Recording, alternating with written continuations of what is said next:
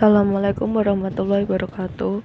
Perkenalkan, nama saya Kansa Putri Nabila dari Prodi Agroteknologi.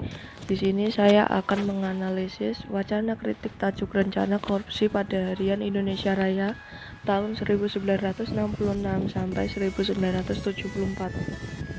Yang pertama, abstrak. Kritik menjadi fenomena sosial yang menarik dalam kehidupan demokrasi. Namun, seringkali kritik menjadi masalah dalam relasi komunikasi sosial, terutama dalam hubungan dengan politik kekuasaan negara. Dalam penelitian ini, kritik dipandang sebagai formula dalam menegakkan kontrol sosial terhadap pelanggaran kekuasaan.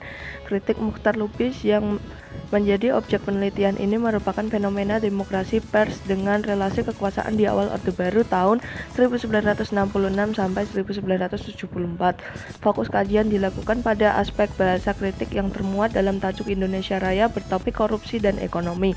Hasil analisis menunjukkan bahwa bahasa kritik Muchtar Lubis hendak membangun transformasi komunikasi budaya kritik melalui penggunaan bahasa yang sederhana, terus terang, tidak ambigu, jauh dari eufemisme dan akronim yang dapat menyampaikan informasi secara jujur dan mewujudkan penggunaan bahasa yang jauh dari akar feodalisme.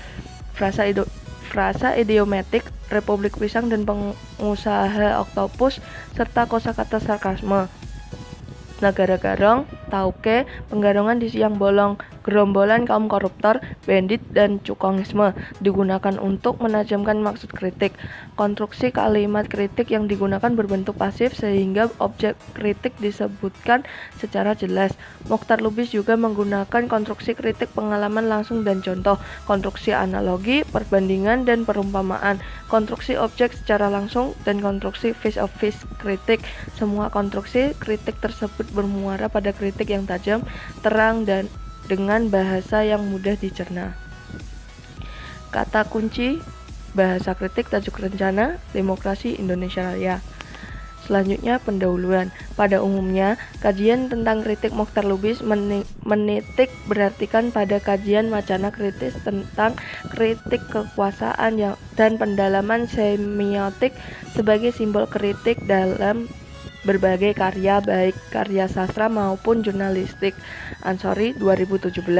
Dari sudut pandang kajian tersebut, pemikiran Muchtar Lubis menjadi pencerah dalam dimensi sosial dan kekuasaan. Namun, satu aspek yang belum disentuh pada para peneliti adalah bahwa pandangan kritis Muchtar Lubis disampaikan melalui bahasa yang kritis pula. Bahasa kritik yang digunakan Muchtar Lubis menjadi kajian penting, bukan hanya bagaimana warna bahasa yang digunakan, tetapi bagaimana formula bahasa yang mewakili pemikiran kritis Muchtar Lubis. Terlebih dalam hal bahasa, Muchtar Lubis juga memiliki pemikiran yang kritis, terutama terhadap penggunaan bahasa oleh para pejabat negara. Pandangannya yang kritis tentang komunikasi yang harus dilakukan dengan bahasa secara jernih agar dapat ditangkap dengan baik oleh masyarakat. Lubis 1989.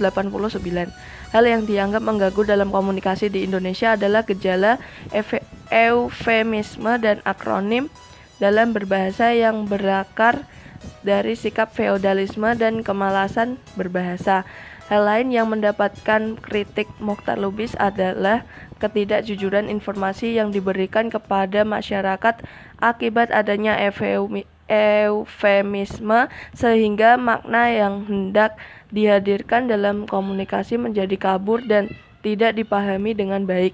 Eufemisme dalam praktiknya digunakan sebagai alat untuk mengabulkan fakta dan menyembunyikan data sesungguhnya. Pemikiran kritis Muchtar Lubis tersebut dengan tesis bahwa seseorang dalam berkomunikasi pada umumnya diwakili dengan pemilihan bahasa yang merepresentasi ideologinya. Hutke dan Kres 1993, Ansori 2017. Demikian pula, perkembangan bahasa tidak dapat dipisahkan dari kondisi sosial budaya masyarakat penggunanya. Suprapto 1989. Pendekatan wacana kritis dalam konteks ini tidak dapat dipisahkan dari pendekatan linguistik sebagai simbol dan medium transformasi kekuasaan baik dalam bentuk dominasi maupun hegemoni. Ansori 2017. Melalui cara berpikir inilah penelitian ini memiliki signifikan dengan ikhtiar masyarakat Indonesia yang tengah memaknai dan membangun kritik demokrasi sesuai kultur dan konteksnya.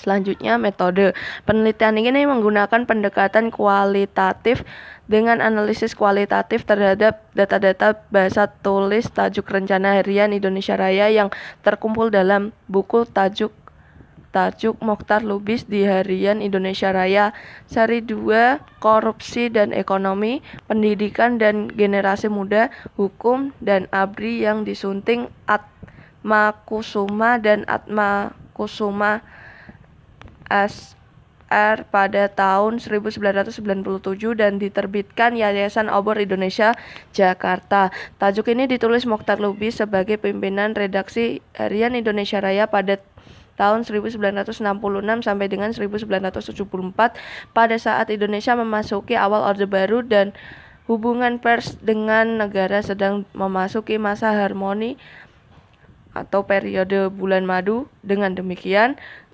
data penelitian dikumpulkan melalui teknik dokumentasi terhadap topik korupsi dan ekonomi. Melalui kajian topik korupsi, penelitian ini menunjukkan bahwa masalah korupsi menjadi topik penting sepanjang Indonesia berdiri. Topik penelitian ini diselaraskan dengan isu kontekstual yang tengah terjadi di masyarakat saat ini sehingga relevan untuk mengkonformasikan bentuk wacana kritik yang terjadi pada masa lalu. Pada topik korupsi dan ekonomi yang sudah terpilih terdapat 243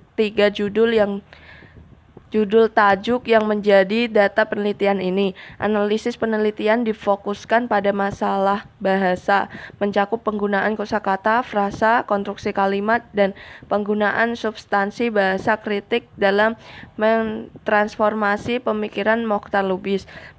Melalui penggunaan unsur bahasa, penelitian ini akan mampu mengungkapkan strategi komunikasi tulis Mokhtar Lubis dalam Arkais Vol 09 01 Januari sampai Juni 2018 menyampaikan kritik. Prosedur penelitian dilakukan melalui langkah penentuan topik, seleksi bahasa, analisis bahasa, tafsir pemaknaan bahasa, dan tafsir pesan yang disampaikan melalui bahasa. Selanjutnya, pembahasan. Tajuk serupa dapat dibaca pada kutipan-kutipan berikut. Kami sangat senang para mahasiswa mengatakan kepada Menteri Penerangan bahwa jika laporan-laporan Indonesia Raya mengenai penyelewangan di Pertamina tidak benar, maka ini berupa fitnah dan mencemarkan nama baik Direktur Utama Ibnu Sutowo dan sebaiknya Indonesia Raya diadukan ke pengadilan. Kami amat senang jika Ibu Sutowo menempuh jalan ini.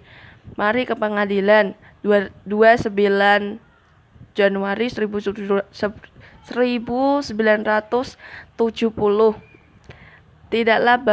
Tidakkah tiba waktunya kini bagi pemerintah dan DPR untuk menyusun panitia pemeriksa Pertamina? Harian Indonesia Raya bersedia untuk yang pertama-tama diperiksa agar pada panitia yang demikian itu dapat kami sampaikan bukit-bukit mismanagement yang merajalela selama ini dalam Pertamina. Jangan korbankan pegawai tak berdosa. 22 Desember 1969. Konstruksi kritik seperti ini dilakukan Mokhtar Lubis bukan hanya pada institusi pemerintah tetapi dilakukan pula pada institusi pers. Dapat dicermati dalam tajuk Mentalitas Wartawan yang Bejat.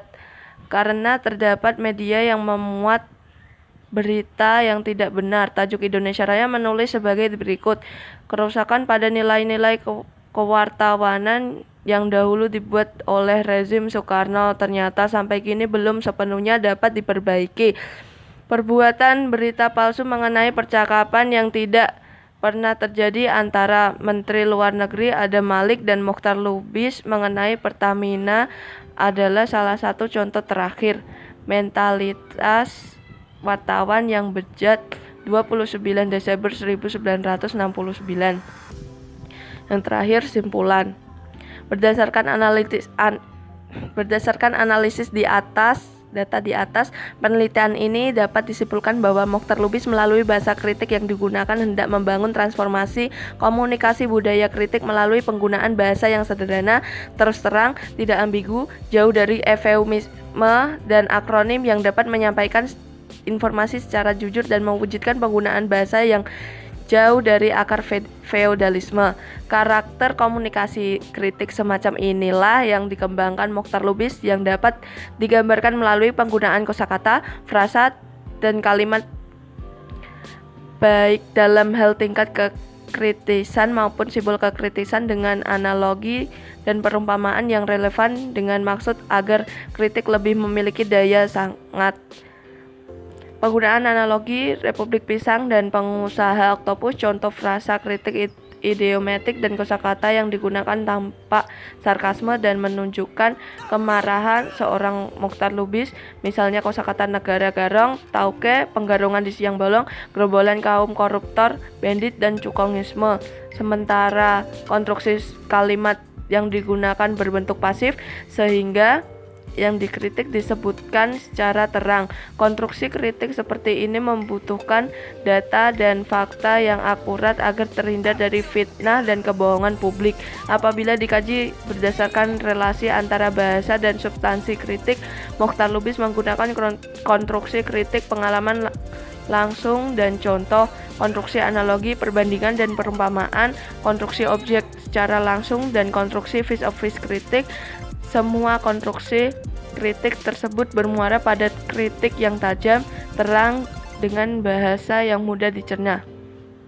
Sekian dari saya. Wassalamualaikum warahmatullahi wabarakatuh.